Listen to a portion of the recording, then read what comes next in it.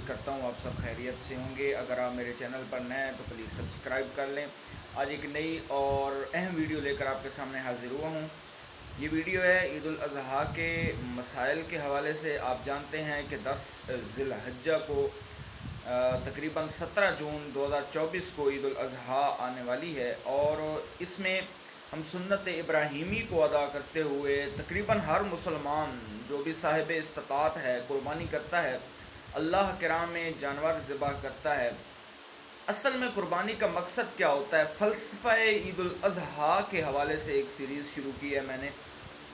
फ़लसफ़ा ईद उल अज़हा ये होता है कि जो गोश्त हम कुर्बानी के लिए मुख्तस करते हैं, जो जानवर मुख्तस करते हैं, उसको ज़िबह करते हैं, उससे हासिल होने वाला जो गोश्त होता है, उसको सिर्फ़ अपने फ्रीज़र में बंद रखना मकसद मकसूद नहीं होता कि आप अपने फ्रीज़र भर लें। नहीं, अल्लाह को आपकी कुर्बानी से क्या गर्ज़ है? अल्लाह ताला चाहते ये हैं कि लोग जानवर ज़िबह करें।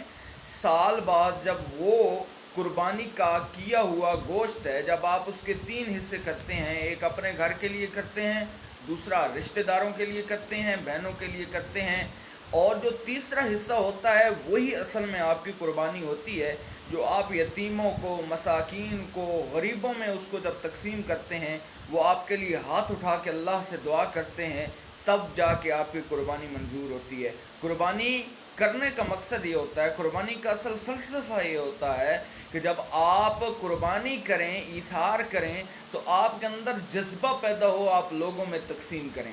उम्मीद है मेरी वीडियो पसंद आएगी। नई वीडियो का इंतज़ार करें। वस्सलाम।